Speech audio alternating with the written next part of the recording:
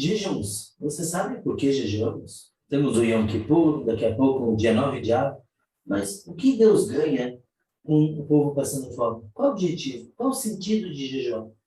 Assista, aproveite para se inscrever, compartilhar, curtir e vamos espalhar uma história por aí.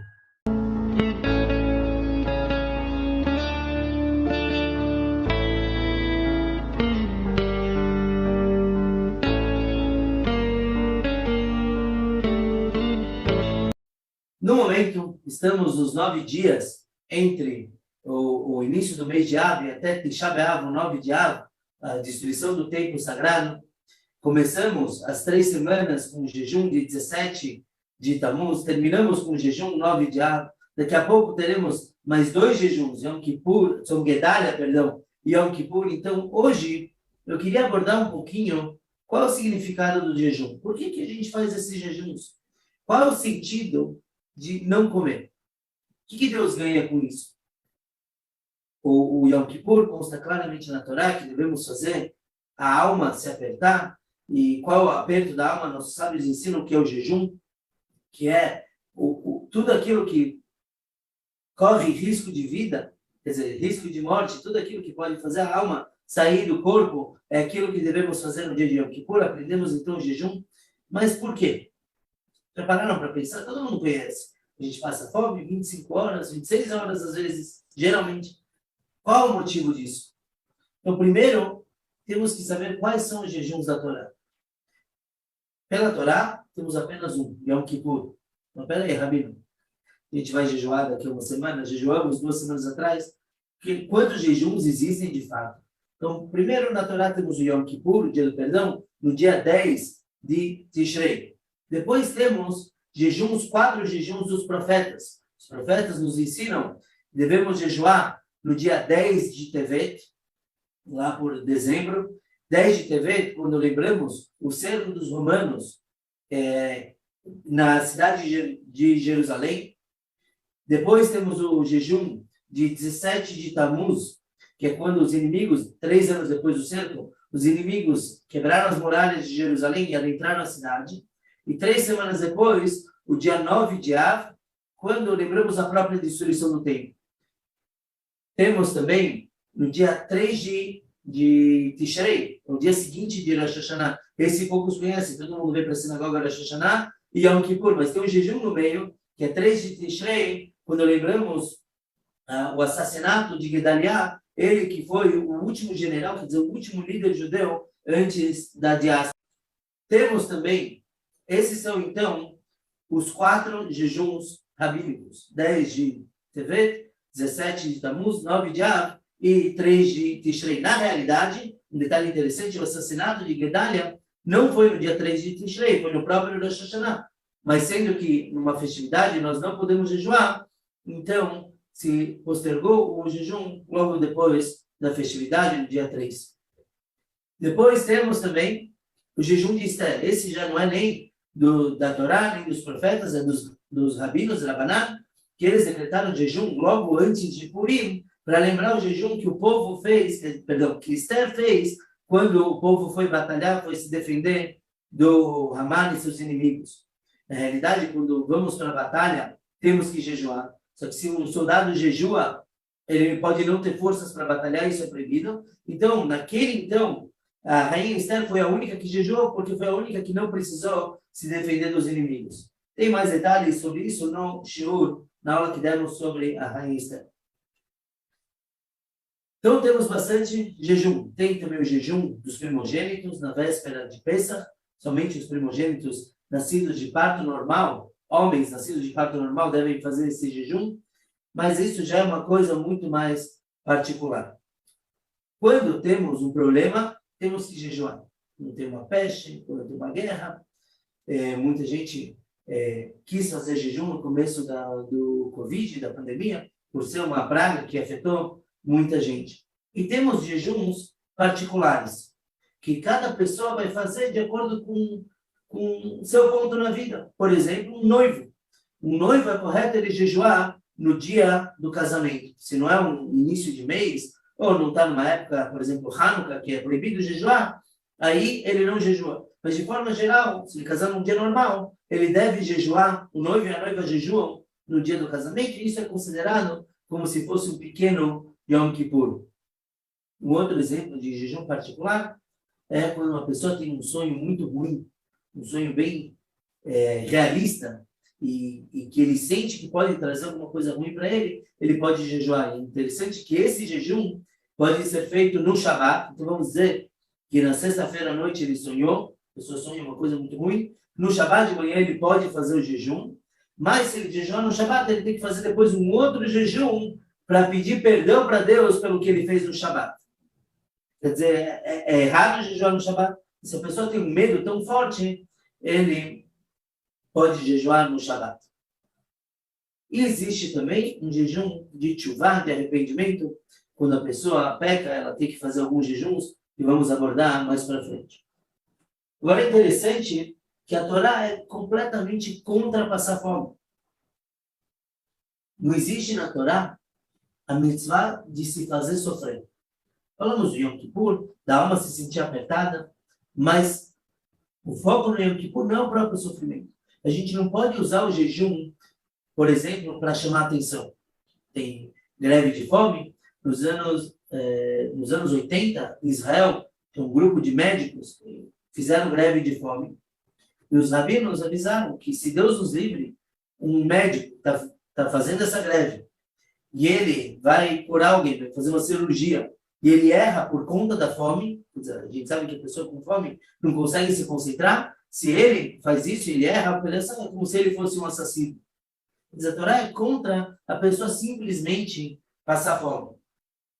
Quando obviamente, não estamos falando no caso pré-cirurgia, que tem que jejuar, no caso que a pessoa, infelizmente, não tem o que comer, aí é uma situação que a comunidade tem que resolver. Mas a pessoa decidir, não, hoje eu não vou comer. Não é por saúde, não é por nada. Isso é proibido pela Halakha.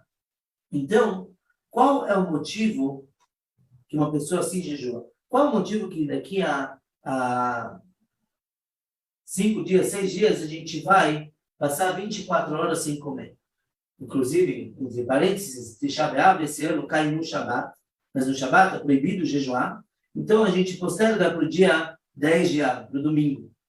E pedimos para Deus, uma vez que o jejum já foi empurrado para frente, que ele seja empurrado para a eternidade com a vinda de Mashiach. Mas ok, o que eu tenho que entender no domingo quando eu estiver com fome? Quando eu estiver jejuando? O Maimônides, ele traz que quando está acontecendo a tragédia, deve-se jejuar, deve-se tocar o shofar. Isso consta também no Tratado de Talita, todo um tratado falando sobre jejuns, quando não chove, quanto tempo depois da seca deve-se jejuar, quem jejua no começo são só os rabinos, depois toda a comunidade, tem toda uma ordem bem especificada de quando jejuar. Qual é o objetivo desse jejum? É tchuvá, é arrependimento. Por quê? Como que funciona isso? Quando uma pessoa se abstém de comida e bebida, ela tende a se tornar mais refinada. Quer dizer, ele desapega um pouco do seu mundano, do seu físico, e por isso ele consegue meditar melhor, ele consegue fazer um cálculo, um Heshbon Nefesh, uma contabilidade de como ele está nesse mundo de uma forma muito melhor.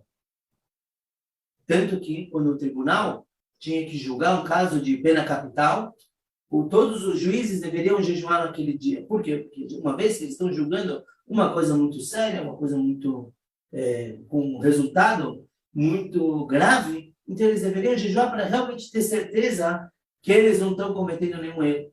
Então, quando a pessoa jejua, na verdade, ela está se elevando.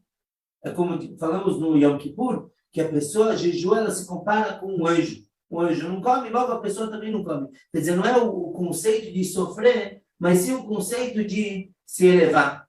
Mas o que acontece? Se a pessoa jejua só pelo jejuar, porque o rabino falou que tem que jejuar, é um ato falho, é um ato gravíssimo. Por quê? Porque o jejum demanda vir acompanhado de tchuvá. Na realidade, a tchuvá, essa meditação que a pessoa tem que fazer, isso é o importante do jejum. Não ficar sem comer. Ficar sem comer é uma consequência. Uma vez que a pessoa tem que meditar, ele tem que se elevar, então não comer vai facilitar ele a chegar lá. E não apenas passar fome e achar que está cumprindo. Então, o que acontece? No Yom Kippur, claro, todo mundo vem para a sinagoga, muitos passam o dia na sinagoga, mas nos outros jejuns, que não são Yom Tov, não são festividades, então as pessoas buscam meios de passar rápido o tempo. Vão ver um filme, vão ler um livro, algum romance, uma coisa assim. Fazer isso é tirar completamente o assunto do jejum. O jejum não é para ser passado rapidinho, e sim para a pessoa meditar, ver o que ela tem que aprimorar. Quando tem uma tragédia, Deus nos livre acontecendo, uma fome, por exemplo, a pessoa, ela jejua por quê? Porque ela tem que ver que pecado dela pode estar causando esse problema. O que ela tem que se aprimorar para poder consertar essa praga que está afetando a todos. Então, mesmo que os jejuns que nós fazemos hoje em dia são gerais, são para todo o povo, todo mundo jejua ou deveria jejuar, mas ele tem que levar isso para si. O que eu fiz que está faltando aqui? No tratado que trouxemos de Tanit, diz o seguinte: todo aquele que faz o jejum, ele está pecando. Qual a lógica? Como assim? Falamos agora que tem jejuns, e aí a própria Mishnah, o próprio tratado que fala de jejuns, fala que todo aquele que jejua, ou melhor, todo aquele que se senta em jejum, ele está pecando. O Hatam Sofer, ele explica o que quer dizer esse pecado. Todo aquele que sentar, quer dizer, ele está parado no jejum. Ele está pecando por quê? Porque o jejum não foi feito para a pessoa sentar. Claro que não estamos falando fisicamente, mas a analogia é a seguinte: um anjo, ele não sai do lugar dele. Está escrito que o nível espiritual do anjo é fixo. Ele é um omed, aquele que está parado. Um ser humano, ele é um mehalech, é aquele que caminha, que anda. Então, o sentido de não sentar no jejum, quer dizer, para onde você vai? Você termina o jejum, tem que estar num nível muito superior ao que você começou, com tshuva, com boas decisões. O que eu vou melhorar a partir de agora? E aí sim, como está no tratado, todo aquele que senta peca, você não está pecando, porque você está aproveitando o momento do jejum. Deus não deu esses jejuns, os rabinos não deram jejuns porque faltava comida, porque querem ver as pessoas sofrerem. Claro que não. O objetivo do jejum é a pessoa crescer, é a pessoa avançar no serviço divino. E a gente vê isso em todos eles. Um noivo, por que o noivo jejua no dia do casamento, a noiva também? Deveria ser o contrário, afinal de contas. Vão ter que dançar, vão ter que falar com todo mundo. Envolve muitas mitzvot e ele está passando fome. Qual a lógica disso? É que uma vez que ele vai agora mudar de status, ela vai se tornar agora uma mulher casada, que pelo judaísmo é um status muito superior. Então ele tem que fazer tshuva, ele tem que arrepender do que fez até hoje, ela tem que analisar todos os pecados que ela fez enquanto solteira, para entrar nessa nova fase completa, íntegra, sem pecados. Então a ideia do noivo jejuar, da noiva jejuar, é que eles possam consertar tudo que veio antes, não apenas passar o dia passando fome. Claro que não é esse o objetivo, e sim se aprimorar. A mesma coisa daqui a pouco. Então, no domingo, temos o dia 9 de Av, o jejum pela destruição do templo. Qual a mentalidade aqui? O que eu devo pensar? Ai, que fome! Ai, eu estou muito triste que o templo foi destruído. Isso é parte do negócio, não é isso? Quem vive de passado é museu. O objetivo em Tisha B'Av, de jejuar, é pensar o que eu estou fazendo para trazer o próximo tempo. Afinal de contas, todo aquele que na sua vida não foi construído o templo sagrado é como se tivesse sido destruído na sua vida. Óbvio que não foi desde que eu nasci, o templo foi destruído há 2000 anos, mas se ele não foi reconstruído, enquanto eu estou aqui, quer dizer, eu não tenho méritos suficientes para causar sua reconstrução, é como se ele tivesse sido destruído.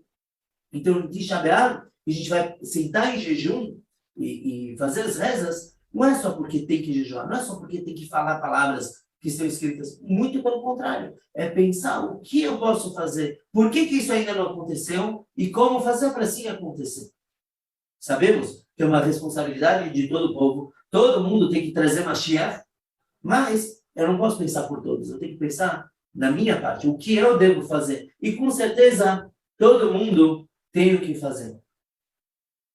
Todo mundo lembra a frase, uma das frases mais bonitas de Rosh Hashanah e Yom Kippur, e que todos falam com muito ênfase, o tshuvah, o tefilá, o tzedakah, ma'avirim et ro gzerah.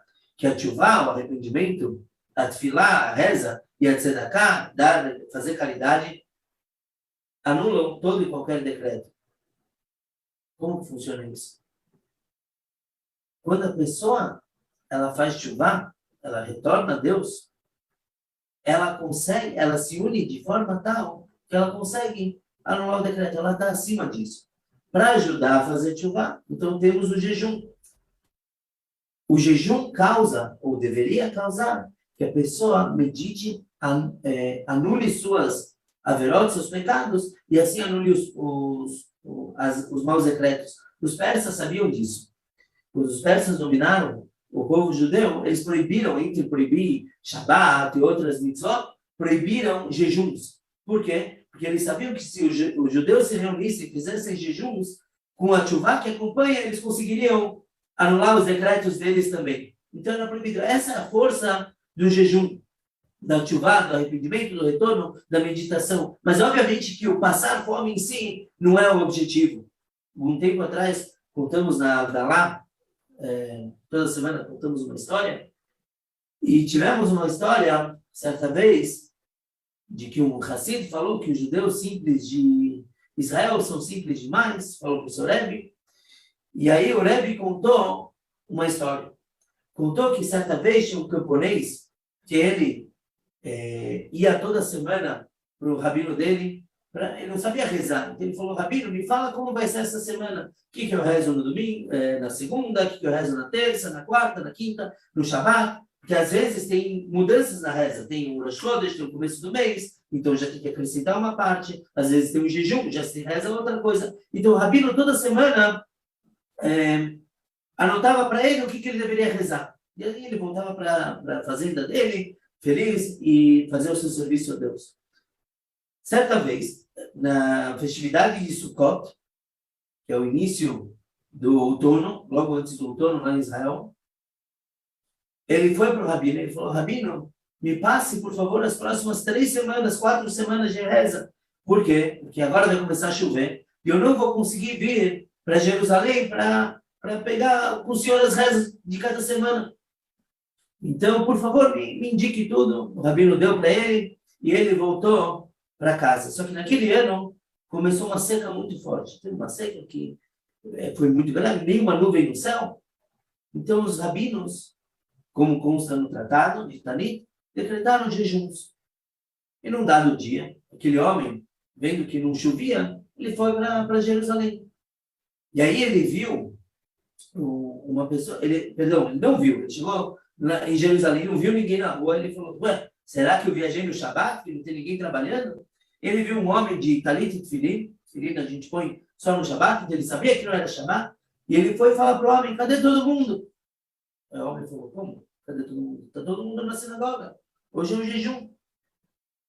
Quando o camponês escutou isso, ele ficou desesperado, ele falou, como jejum? O rabino não me passou que hoje era jejum? Eu comi hoje, eu violei o jejum. Então ele foi correndo falar com o rabino, falou, rabino, o senhor me enganou. O senhor falou que era um dia normal hoje e é jejum, eu comi, que pecado que eu fiz. Aí o rabino acalmou ele e falou, não, isso é um jejum que a gente decretou de última hora por conta da falta de chuva. Aí o homem falou, mas rabino, não entendi. Qual a lógica de jejuar e seca? O que tem a ver? O rabino falou, toda vez que tem seca em Israel, a gente decreta um jejum. O homem não conseguia entender isso. Aí o rabino falou, tá bom, então você me fala, o que você acha que tem que ser feito quando Deus não manda chuva? Ele falou, eu não sei o que vocês fazem, rabino, mas é muito simples. Quando eu vejo que precisa chover para as minhas plantas, meus animais, e não chove, eu saio da minha casa e peço para Deus chuva. Aí o rabino falou para o homem, como assim? Deixa eu ver você fazer isso. Então o homem foi, na sua simplicidade, saiu da casa do rabino, olhou para o céu e falou, Abale, Tati, papai, teus filhos precisam de chuva, manda água. Naquele momento, as nuvens começaram a se juntar e choveu. O que essa história mostra? É que o que está por trás do jejum é esse sentimento de Abba, de pai, é de proximidade. E não apenas passar fome.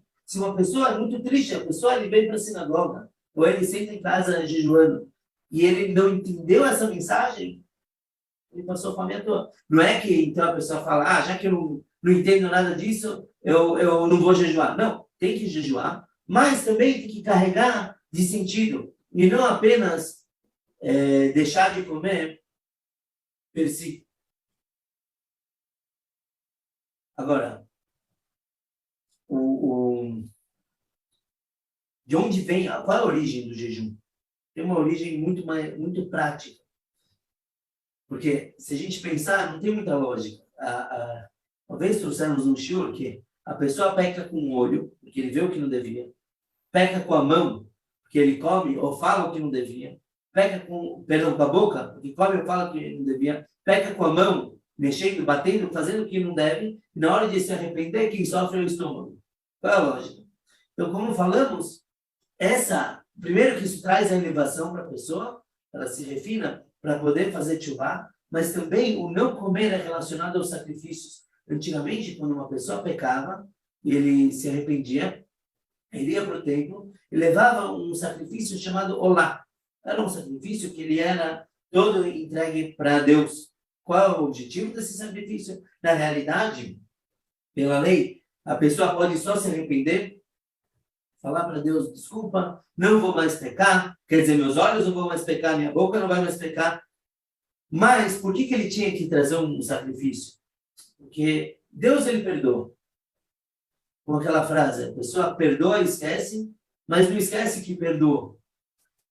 Uma pessoa, quando pecava contra o rei, ele podia pedir perdão para o rei. E o rei, sendo benevolente, ele perdoa. Mas isso não traz proximidade.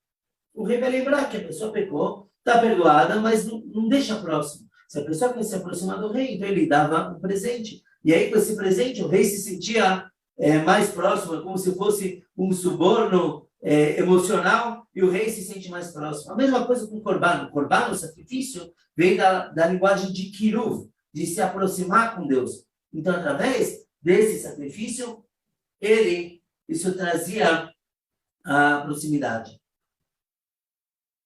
Uma vez, o Rebbe de Apt, ele era um grande tzadik, o grande Rebbe, ele pediu que quando ele falecesse, não escrevessem títulos e coisas bonitas no túmulo dele, somente uma coisa, o Rev Israel, que ama Israel, que ele tinha muito avat Israel, muito amor pelo seu povo.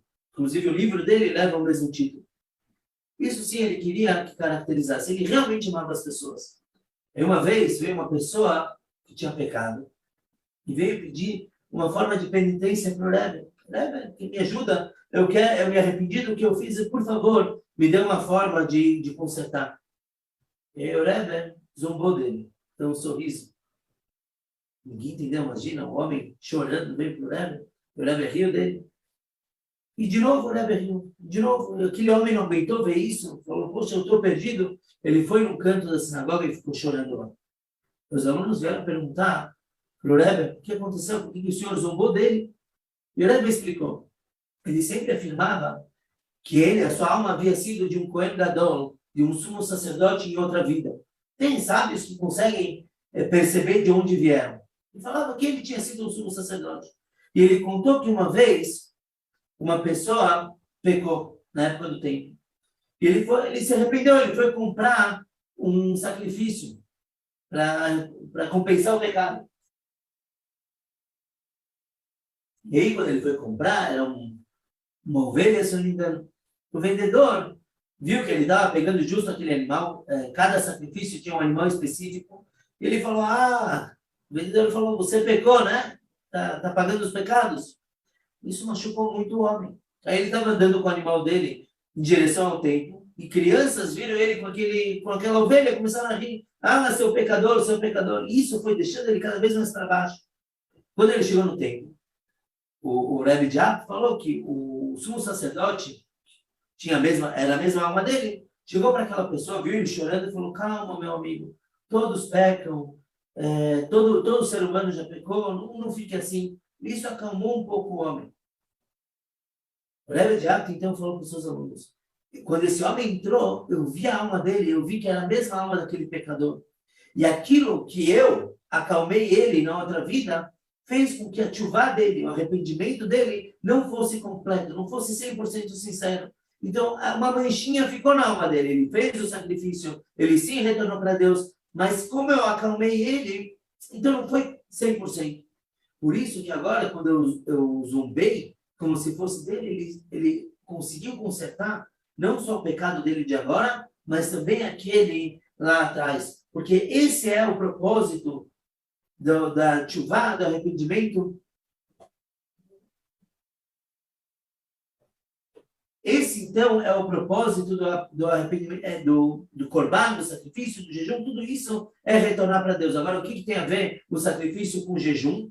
É que o sacrifício, o Rav Sheshet falava, toda vez que ele acabava um jejum, ele falava o seguinte: Deus, assim como na época do templo se queimava o sacrifício, que era queimar gordura e sangue no altar, agora com o meu jejum eu queimei a minha gordura e meu sangue para você. A relação entre o sacrifício e o jejum é que acontece a mesma coisa. No jejum nós queimamos calorias e não repomos, pelo menos não imediatamente. E queimamos sangue, quer dizer, fabricamos no nosso corpo menos sangue. Por isso que tem que ficar de olho quando a pessoa tem a saúde frágil, tem que tomar cuidado no Yom Kippur, nos jejuns, para não ter hipoglicemia, ou pressão baixa, tudo isso tem que cuidar. Um pouquinho não tem problema, mas não pode entrar em perigo. Porque acontece com a pessoa a mesma coisa do sacrifício.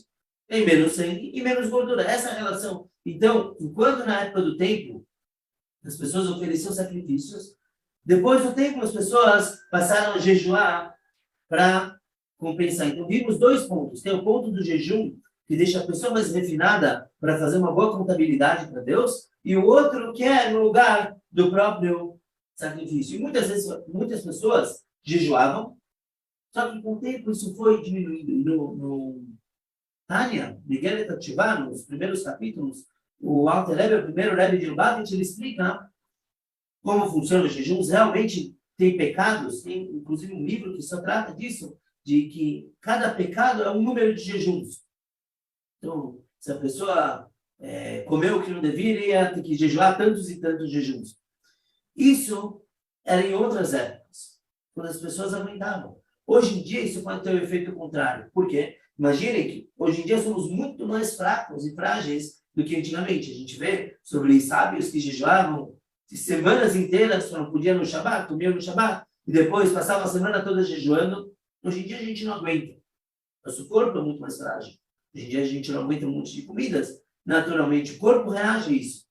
Então, o Alter Rebbe, ele fala que sim, é importante a pessoa jejuar, mas os jejuns, a pessoa pecou uma coisa que tem que fazer 50 jejuns, o Alter Rebbe fala que ele pode dividir isso em 100 dias, jejuar meio dia somente. Tem várias formas de como lidar com isso, isso é uma coisa muito mais específica, mas que hoje em dia, se isso vai afetar o serviço a Deus, então ele dá tzedakah. Ele dá caridade. Por quê? Porque a caridade causa a mesma coisa que o jejum e que o sacrifício. Se o conceito é queimar gordura, queimar sangue, dar dinheiro é a mesma ideia. Por quê? Porque tanto faz eu queimar calorias minhas, como eu deixar de ter mais. Isso também considera como uma queima. Se eu pego do meu dinheiro e dou para uma pessoa necessitada, com esse dinheiro eu poderia ter comprado comida, ou seja, me engordar, por assim dizer, e eu não fiz, eu dei para outra pessoa. Então, isso também considera uma queima. Por isso que temos os jejuns já prefixados, mas a pessoa não deve se envolver com os jejuns que vão enfraquecer ele no nível espiritual. Ele deve dar tzedakah. Inclusive, no jejum, que devemos jejuar, por exemplo, agora, o 9 de Av, também é apropriado do valor da refeição. Quanto que uma pessoa gasta por refeição, também, se kasher é bem caro, mas tem que dar o valor de kasher mesmo. Quanto que a pessoa gastaria numa refeição, ele deve dar para tzedakah. Isso dá um boost, um bônus a mais no jejum da pessoa. Uma prova interessante de que o principal do jejum não é passar fome e sim se elevar e retornar para Deus, temos por Mordechai Malkovich. Uma vez uma pessoa chegou para ele pedindo: Rebbe, eu fiz um pecado muito grave por favor, me indique como fazer tchuvá, como retornar, quantos jejuns eu devo fazer por conta desse pecado. E o Mordecai falou para ele assim, olhou para ele e falou, meu amigo, vai para casa, pega uma carne, melhor carne que você conseguir, cozinha ela e come. Mas não come só a carne. Come tomando um vinho, um bom vinho, coma a carne acompanhada de arroz, sei lá o que, saladas. O Rebbe começou a falar. E na janta, a mesma coisa. Pega um bom peixe, uma boa comida, e no dia seguinte a mesma coisa. E não ouse dormir no chão, porque às vezes as pessoas preferiam dormir no chão para sentir desconforto. Muitos costumam fazer isso, inclusive no dia 9 de Av, o costume de Chabad é não fazer isso. Mas o Rebbe falou, então, não durma no chão, pelo contrário.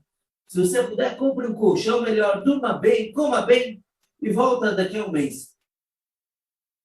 Um mês depois, o homem voltou, ele estava magro, totalmente abalado. E ele fez o que o Rebbe mandou.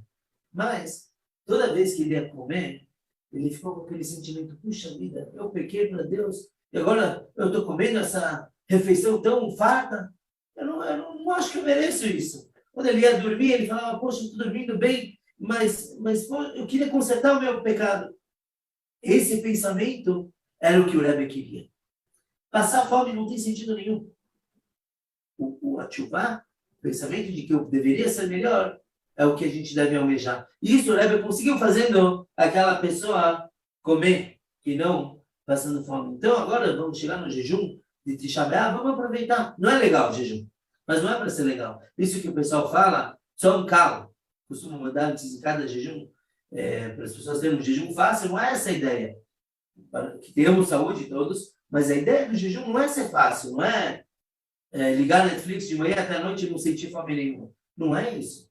É a pessoa meditar. O que ela deve melhorar?